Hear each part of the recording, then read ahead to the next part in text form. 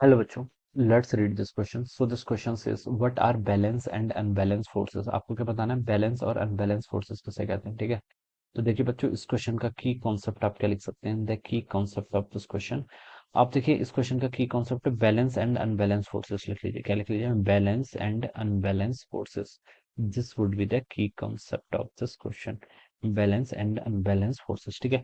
अब बच्चों देखिए, बैलेंस फोर्सेस क्या होते हैं? बैलेंस फोर्सेस देखिए वो होते हैं जिसके कारण हम बता सकते हैं कि आपकी कोई भी ऑब्जेक्ट है, उसकी स्टेट ऑफ मोशन पर कोई भी आपका चेंज नहीं आता है. ठीक है, चेंज नहीं आता है. ठीक है, जैसे मान लीजिए आपका कोई एक ऑब्जेक्ट है, आपने इसको किसी ग्राउंड पर रखा हुआ है. ठीक है, इस पर देखिए बच्चों कौन कौन से फोर्स लेंगे. एक फोर्स इस पर इसका मास मान लीजिए m है, तो ग्रेविटी के कारण जो फोर्स लेगा वो कितना लेगा? mg in the vertical downward direction. ठीक है, और इसका मोशन देखिए ग्राउंड के कारण कंस्ट्रेंट कर रहा है, तो ग्राउंड भी एक फोर्स लगेगा. इस पर क्या? Normal force in the upward direction. ठीक है, तो यहां से मैं बता सकता हूँ कि नॉर्मल और एमजी क्या कर रहे हैं? एक दूसरे को यहाँ पर बैलेंस कर रहे हैं. क्या कर रहे हैं? नॉर्मल एमजी एक दूसरे को बैलेंस कर रहे हैं. तो such type of forces is called what? Balance forces. Normal और एमजी क्या कर रहे हैं? यहाँ पर एक दूसरे को बैलेंस कर रहे हैं. यहाँ पर हम बता सकते हैं कि ऑब्जेक्ट क्या आपका वर्टिकल इक्विलिब्रियम पर है. क्या आपका वर्टिकल इक्विलिब्रियम पर है. ठीक है, तो हम बता सकते हैं, देखिए इसकी डेफिनेशन लिख सकते हैं.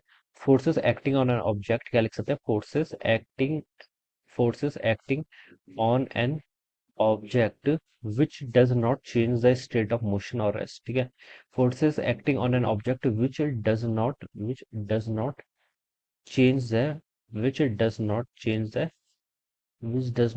the state of motion or rest, which does not change the state of motion और रेस्ट. ठीक है, आर कॉल्ड बैलेंस फोर्सेस. इन्हें हम क्या बोलते हैं? आपका आर कॉल्ड बैलेंस फोर्सेस. तो ऐसे फोर्सेस को हम क्या बोलते हैं? आपका बैलेंस्ड फोर्सेस बोल देते हैं. क्या बोल देते हैं? आपके बैलेंस फोर्सेस बोल देते हैं. ठीक है, और सेकंड हमसे क्या बोल रहा है? देखिए अनबैलेंस फोर्सेस. अनबैलेंस फोर्सेस देखिए वो होते हैं जिसके कारण आपका ऑब्जेक्ट क्या, अगर स्टेशनरी है तो वो क्या हो जाएगा? आपका सेट इनटू मोशन. हम बता सकते हैं वो क्या हो जाएगा? आपका मोशन पर सेट हो जाए. ठीक है, या फिर जैसे यहाँ पर नॉर्मल और एमजी का मैग्नीट्यूड क्या था? एक दूसरे के इक्वल था, तो ये आपका बैलेंस फोर्सेस हो गया. ठीक है, लेकिन यहाँ पर आपका कुछ नेट फोर्सेस आएगा. नेट फोर्सेस आएगा तो हम बता सकते हैं आपका नेट एक्सिलरेशन भी आएगा. ठीक है, जैसे कोई ऑब्जेक्ट आपका क्या कर रहा है, अगर मैं इसमें मान लीजिए हम इसमें ये रफ सरफेस से मूव कर रहा है. ठीक है, कोई क्या कर रहा है? रफ सरफेस से मूव कर रहा है, तो इस पर एक काइनेटिक फ्रिक्शन ऐसा बैकवर्ड डायरेक्शन में लगेगा. ठीक है, और हम कोई एक्सटर्नल फोर्स एफ लगा रहे हैं. ठीक है, हम क्या लगा रहे हैं? कोई आपको यहाँ पर से ये ऑब्जेक्ट देखिए आपका इनिशियली क्या था? रेस्ट कर रहा है. ठीक है, और हमने इस पर देखिए फोर्स लगाना स्टार्ट किया. एक ये फोर्स की ऐसी वैल्यू है जिस पर ऑब्जेक्ट क्या करने लग जाता है? आपका मूव करने लग जाता है. क्या करने लग जाता है? मूव करने लग जाता है.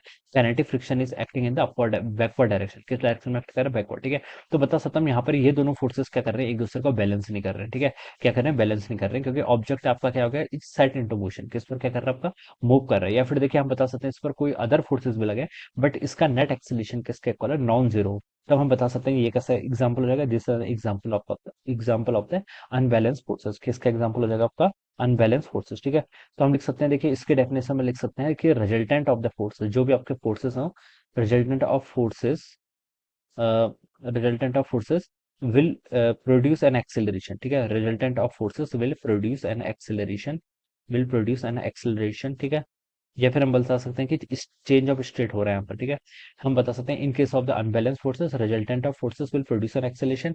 या फिर हम बता सकते हैं यहाँ पर क्या हो रहा है? आपका स्टेट का चेंज हो रहा है. क्या हो रहा है? आपका स्टेट का चेंज हो रहा है. ठीक है, तो इस तरीके की सिचुएशन को हम क्या बोलते हैं? Such type of forces is called what ever imbalance forces. ठीक है, क्या बोलते हैं? आपका अनबैलेंस फोर्सेस बोलते हैं. तो this would be the answer of this question. Okay, so I hope you all understood this concept. All the best and thank you so much.